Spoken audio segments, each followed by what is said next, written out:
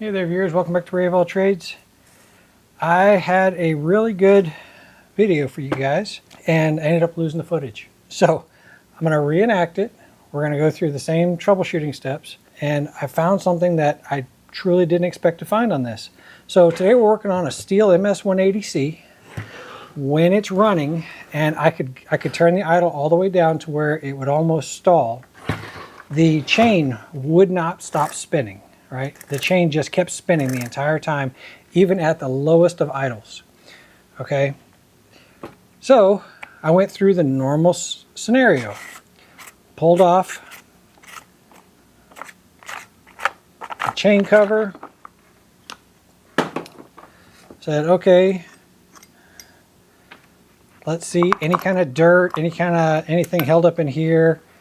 My first instinct was that the clutch was hung up. All right, that's the most common problem when this occurs, right? So I could engage, it would lock the drum, disengage, and I go to turn it, and it was kind of stiff to turn.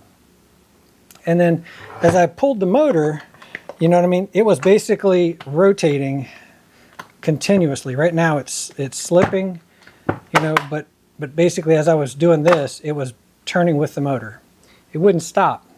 So this washer here was loose. You know, I mean, everything felt normal. So I said, okay, well, I obviously need a clutch. Well, I was wrong.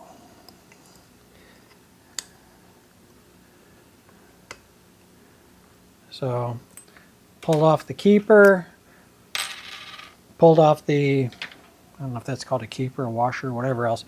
Anyway, then your drum pulls off. There was dirt in here. I cleaned all that out. Problem remained. Checked the bearing. The bearing was greased. All that was okay.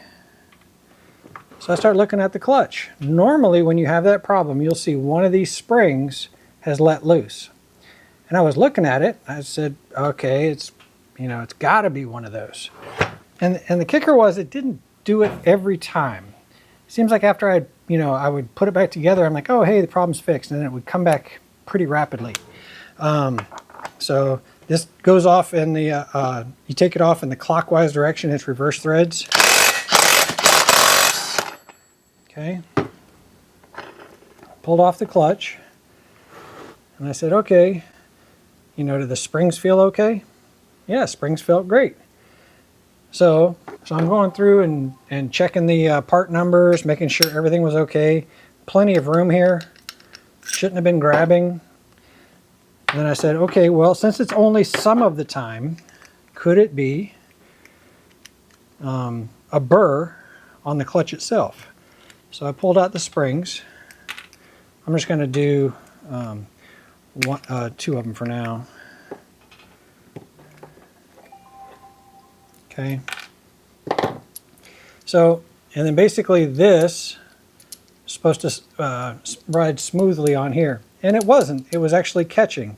So I took a file and I cleaned off those edges, made sure everything was nice and smooth. Again, put it all back together. Problem still remained. And I went, okay. So could my springs be bad? So I went to go get a different clutch, and I didn't have anything that was this size. I jumped on Amazon and I bought a clutch and drum combo. Okay, make sure all those are back together like they were before. Bought a clutch and drum combo, and I checked them, you know, one at a time.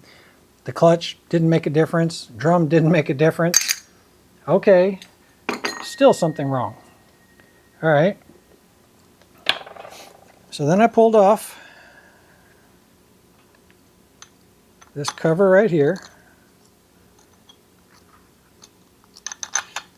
All right, it says top on there. And then you're looking at your oiler. And I noticed that the oiler was kind of sticky. You know, I mean, it didn't ride as smooth as I thought it should, but it really wasn't bad. So they gave me a new oiler worm gear with the kit, and I said, okay, let me throw that on. And I put this one on. This one is, I mean, it's tight, right? So, and I can barely move that. So I said, okay, well, the factory one was better, but it still wasn't quite right. Obviously, this aftermarket was no good.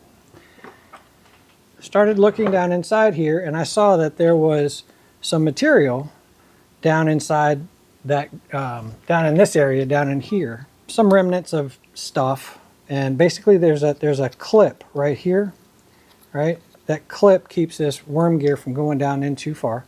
But on top of that clip, there was some, I'll just call it peelings, shavings, whatever you want to call it, like not twine, but something else.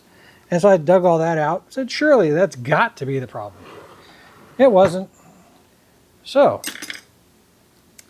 I started looking closer at my worm gear, my oiler, because I know that there's something wrong here. And when I looked at it closer, what I realized, and I'm probably not gonna be able to get it out of there. I'm gonna try. I'll tell you what, you have to take my word for it. All right, so you see how that copper, is that brass? Brass.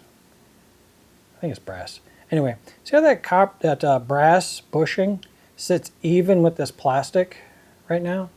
Well, it wasn't. It was actually sticking up 1/16 of an inch, something like that. So I set it down, pulled out the hammer, and tapped it back into place, and it went back into place like it was supposed to. Once I did that and dropped this back in, and I cleaned everything, lubricated it, did everything. Again, it was back to moving smooth. But what I noticed was that the shoulder of the crankshaft now stuck out further than what this brass part did.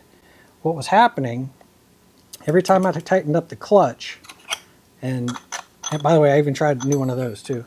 Every time I tightened this up, what I was doing was I was mashing against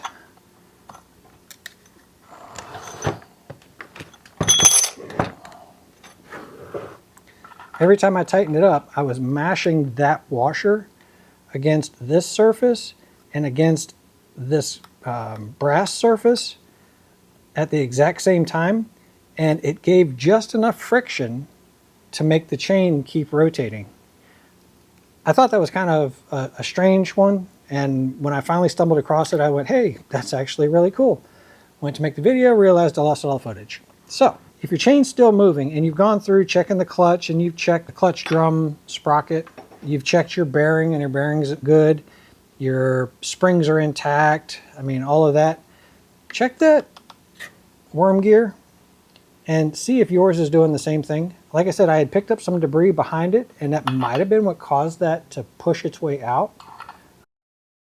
But even just pulling that debris out didn't fix it until I tapped that brass fitting back into place.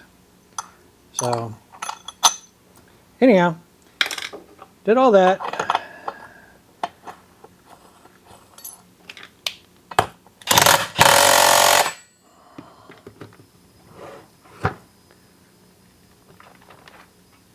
Grease up your bearing.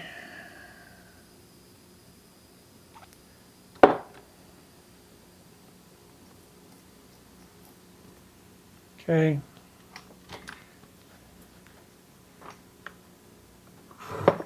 Oiler's right there, so that notch is right here. Line those two up. When you got it in place, it should just drop right on. Okay. And then it should spin freely like that. So that goes in place.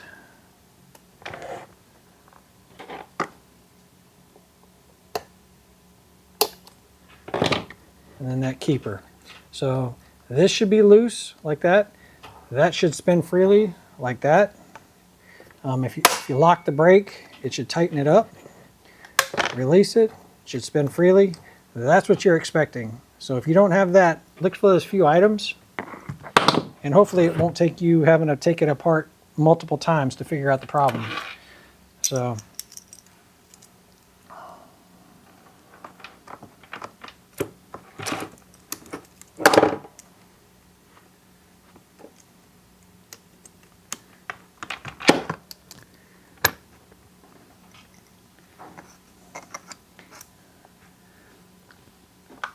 I know y'all enjoy watching me struggle, and I would have done it. I would have enjoyed y'all watching me struggle as well, trying to get this thing figured out. But like I said, this one I just couldn't get it. So.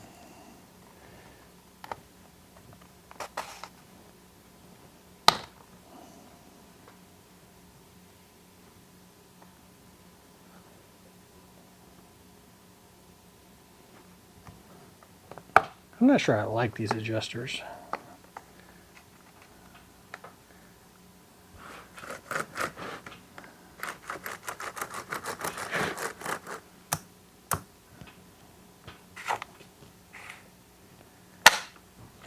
Then when it's all back together, let's start it up. I'll show you what it's supposed to look like and what it's supposed to sound like. Cold start here.